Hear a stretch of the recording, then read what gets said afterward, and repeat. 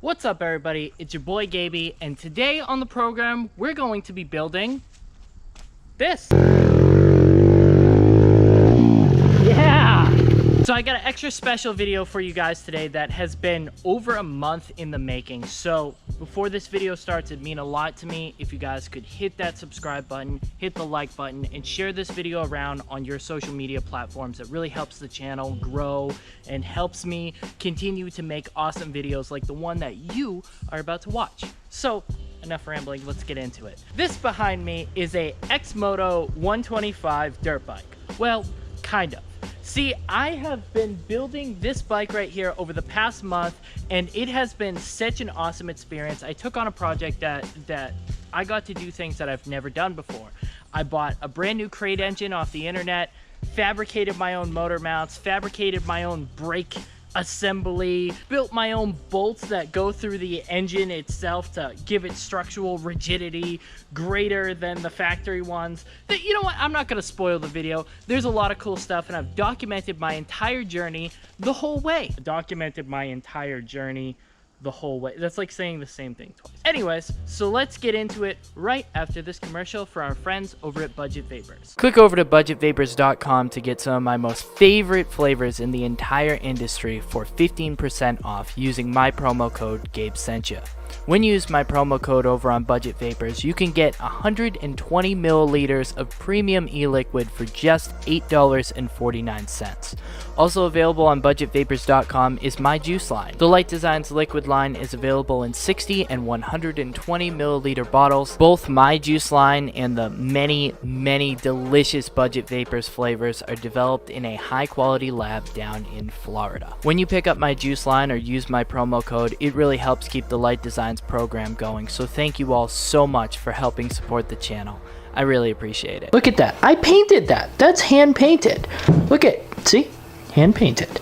Yeah, I painted that. So this board is still available at the time of recording this. If you are interested in it, I'm happy to sell it to you for a fair price. There's information to where you can get my skateboards as well as my clothing items and all that stuff down in the description of this video. I'm really pumped on this one. This one right here is already sold. I get to box it up, but thank you very much for your business. This one just sold. I'm really excited about that. But we're not talking about skateboards today. This video is not about skateboarding. This video is about what is in this, oh my gosh, this very heavy box. I gotta back up the camera. This is my first time ever buying like a brand new engine. I've never done this before, so this is super exciting. Good stuff. We'll look at the little boxes first. So this is one of the boxes. It's nice and crushed. Hopefully nothing's damaged. And in here is our carburetor. Hey, and the petcock is on the side of the carb. Whoa, alright, I've never seen a carb like that. Super weird, but okay. Here's your air intake right there. Pull the engine out, hopefully. Yeah. Terrible place to put your CDI underneath the engine. Hopefully it's not broken. We got a gear selector. Nice. I have used this exact gear selector on a couple of bikes. It's actually pretty good. A little shorty guy. Shorty. Here is your Kickstarter. What else we got? Some miscellaneous bolts for the carburetor and air intake, I believe. And that's it. Okay. So I'm going to put the second engine up here and start kind of transferring over parts. I believe this doesn't ship with oil, which I have some brand new oil for it anyways. And yeah, I'm just going to get started transferring over what I need to transfer over, like the wiring harness, a couple other little odds and ends, and kind of follow the path of the other engine. I'm not going to put this case on just yet. I'm gonna put the engine in the actual frame first because I already have the chain on the frame, so do it like that. Okay, so I started things off with putting the factory motor mounts through one of the mounting holes on the engine. I put these in to kind of check spacing to make sure that they fit somewhat close to the actual frame. At the time, I did it, like, I had the mindset that I was probably going to have to modify this, but I didn't fully know that I was going to have to build, like, all new stuff, which you will see. Next, I am splicing the wires from the factory harness that I'm going to use and tapping it into the wires coming out of the engine. It should be noted that there is not a wiring harness that comes with this kit. It comes with a CDI, but it doesn't come with a wiring harness.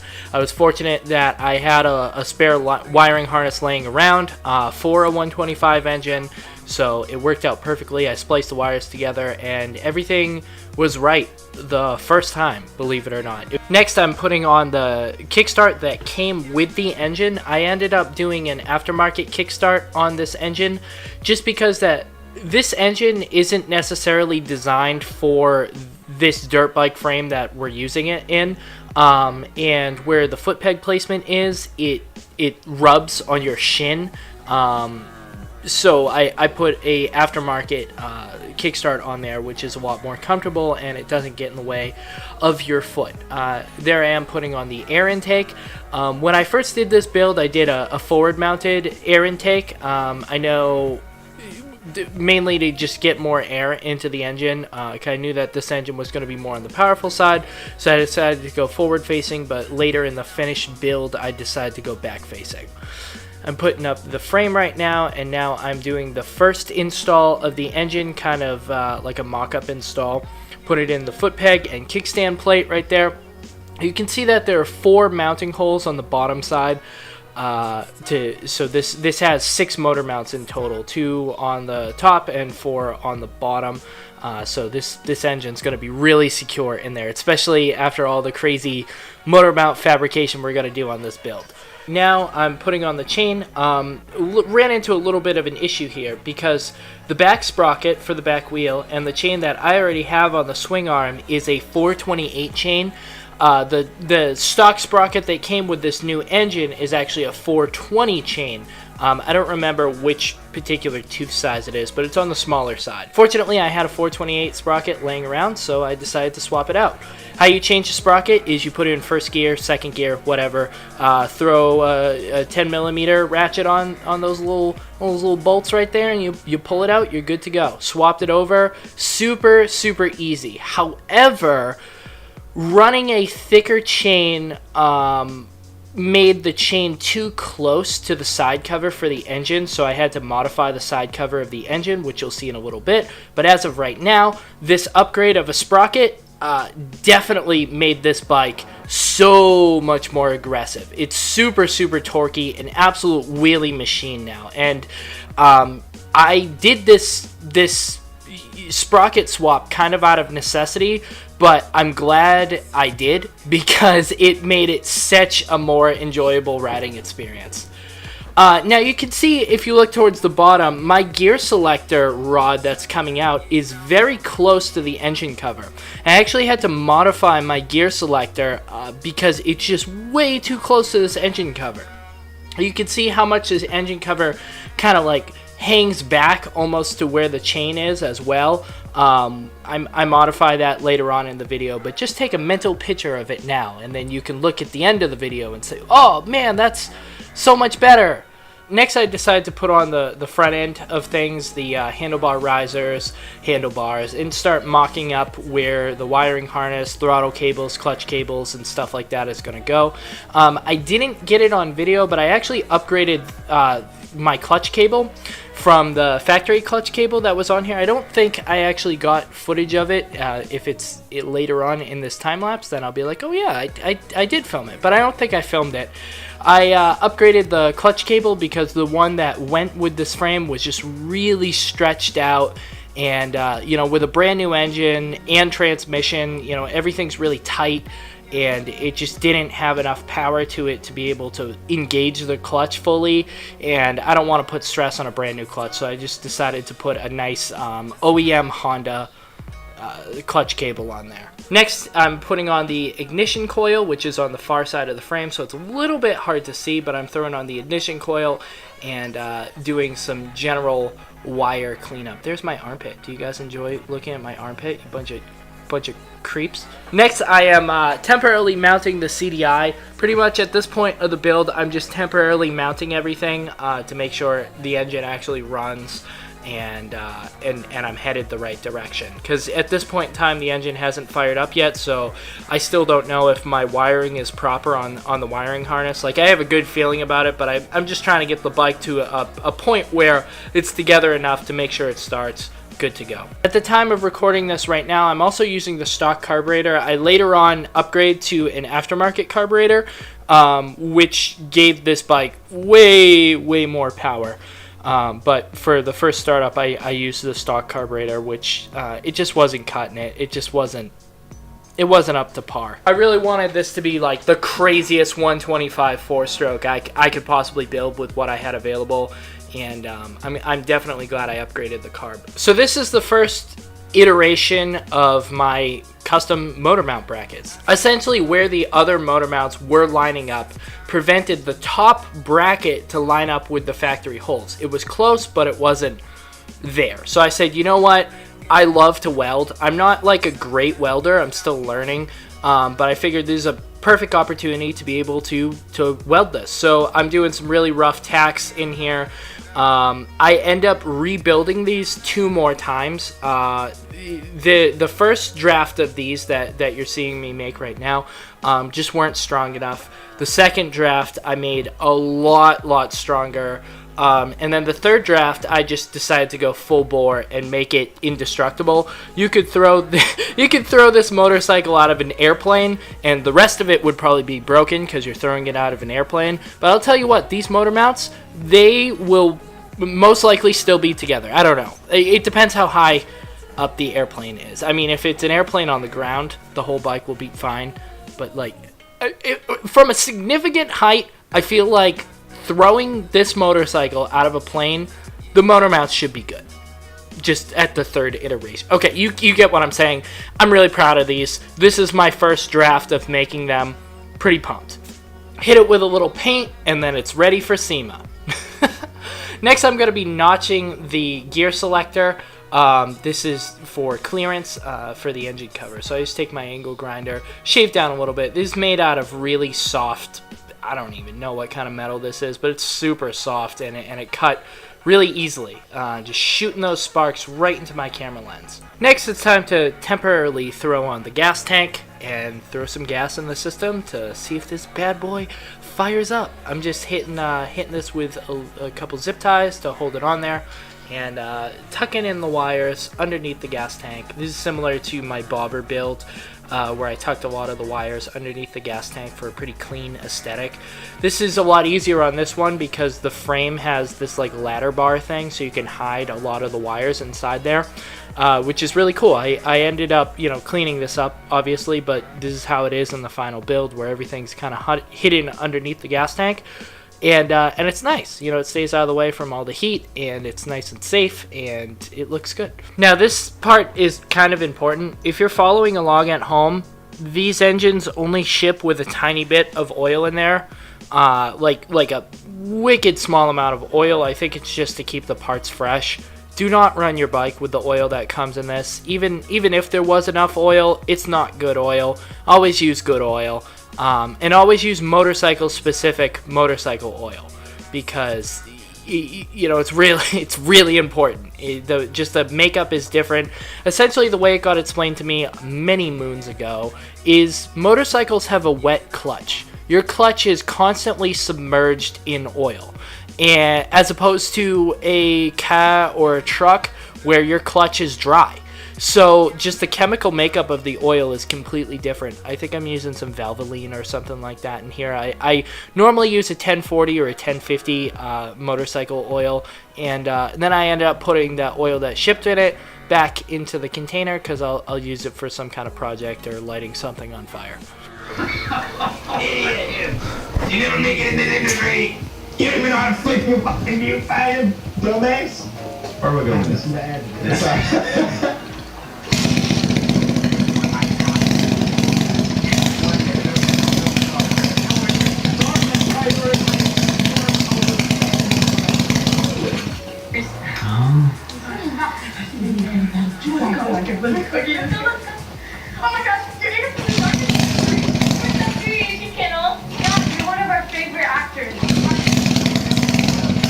No. No, I don't want it. No, I don't want it. No, you can't have a picture. Not even one. No. No.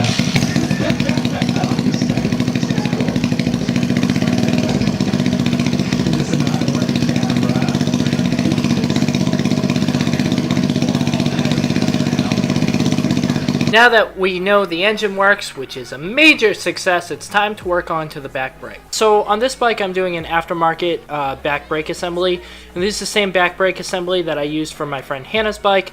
So I'm modifying the back caliper bracket thing right now to fit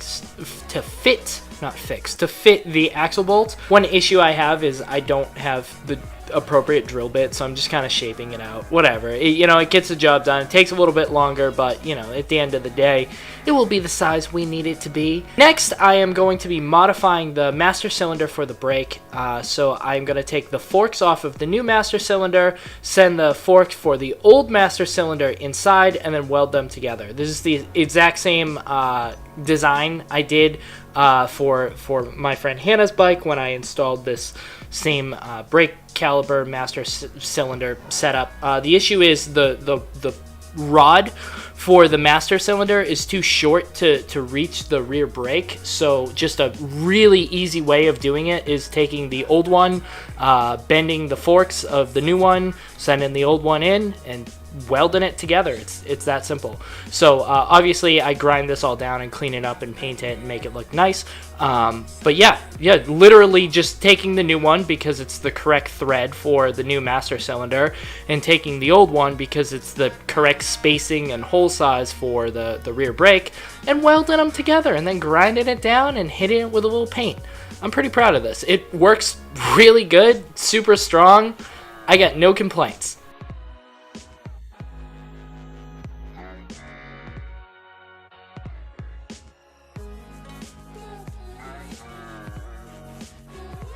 Next, I'm going to be making some aftermarket motor mount bolts because the stock ones broke. After giving a really solid test ride to the bike, the stock ones broke, and it's time to upgrade. This engine is a lot more powerful than I originally thought it was going to be, so the stock ones ain't gonna cut it. So I took some rod, welded some nuts to the end, and sent it on through. And then obviously left the other side unwelded, so you can take out the engine if you ever need to take out the engine, or put in different motor mount bolts if you want. So yeah, these are like crazy strong in comparison to the stock ones, and I'm super pumped on how these came out. So I obviously grind it down so it will fit a wrench. I grinded it down to like, I believe right around a 14 or a 13 millimeter wrench, so you can grab one side and then put on your bolts on the other side. I'm so pumped with how these came out. I'm so proud of this. Why I'm doing this instead of just using stronger bolts in the engine is because my Home Depot, my hardware store, my Lowe's, none of them had like anywhere close to the correct size bolts I needed, and the only thing close they had was rod, threaded rod. So I said, you know what, I'll just make my own bolts. It's a lot cooler for the video anyways, and it gives me the opportunity to weld something, and you guys know how much I love to weld stuff. Now, because I'm using a beefier engine, my front fender isn't necessarily going to clear, so I need to modify it a little bit. I'm cutting the back end of the front fender because the engine is just too big and it won't clear. The previous engine fit, it was close, but it was pretty close, and this engine is a little bit bigger, it's a little bit beefier, so needed to modify the front end. So I'm hitting it with the Dremel real quick and trying to follow the straightest line possible I can, and give myself some clearance. This actually came out better than I thought it was going to come out, so I'm pretty pumped on it. Now it's time to get rid of that filthy, nasty, worthless kickstart and put on a nice, voluptuous, succulent kickstart that okay, I don't have any more adjectives. I put on a better kickstart. I already told you guys about this. Like I previously mentioned, the engine cover doesn't fit with that chain, and I would prefer to have a beefier chain and 2 beefier sprockets as opposed to a stock engine cover. So I decided to cut it a little bit. Don't worry, I clean up these cuts and make it look a lot nicer. Also give it a lot of space too. because if the next owner wants to run the chain a little bit looser than what I personally like, there's plenty of room for that chain to move around without smashing through the engine cover. I personally like to run my chains really tight. I like everything tight. I like everything, you know, direct, and I don't like a lot of slop in my chain. But some people do, you know. I actually know people that run their chains super loose. And so I wanted to kind of give that option for the next owner, so there is plenty of room for whatever chain tolerance fits your damn fancy. Now it's time to throw those plastics on.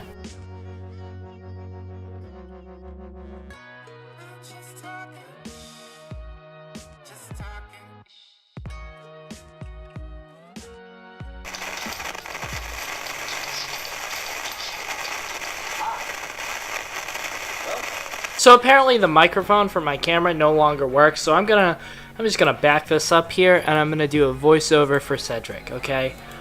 Oh, I'm Cedric. Look at my Cedric dance. Yeah, you like that? Hi, it's me, Cedric. First off, I just want to say my friend Gabe is just the coolest guy. I think he is. Air quotes and all. So I'm a bit of a brake expert myself. And I'm gonna custom make some brakes here out of a bunch of parts Gabe has lying around. So here's a caliper bracket, and then another caliper bracket, and I'm gonna build something really cool that works really good. Cedric is telling you all about his really cool plan on building a custom front brake setup that is really, really good. He did a great job with this. He built this whole crazy thing out of different parts I had lying around because I didn't have a working front brake caliper setup for this bike, and he just made it happen out of spare parts I had running around, and he did a great job. And so the front brakes on this bike are awesome. So thank you, Cedric. I appreciate the help. Other news, I just got we finished making the motor mounts, and got the new bolts in there. They're super tight. The engine is in there really tight now. I'm gonna throw a little bit of extra weld splatter on that top one and then secure it down, and then the engine will be locked in really good, nice and secure. And then I'll start reassembling the rest of the bike, soldering these wires that I still need to solder, and you know, finishing everything up. And then by the time I'm done with that, Cedric should probably be good on the brake, and then we'll be ripping. These things are so insanely strong. Right where my negative clamp is, you can see the bolt that I made, and then there's one on the bottom as well. These things are so damn strong, it's ridiculous. I'm so proud of how these came out. So we pulled the bike out after I finished up the wiring harness and finished the plastics, and the stock handlebars for the frame just weren't cutting it. You know, this build is just so sick. It really deserves some really nice handlebars. So I went with some beautiful pro tapers with a cool Honda cover for the handlebar brace, and it looks so good, and they feel so good. And they have such greater structural rigidity from the over the stock ones. Okay, that's enough building the bike. Let's rip it. This bike is already really aggressive for what it is. First kick, ice cold, first kick. Hell of a bike. I'm gonna let it warm up a little bit.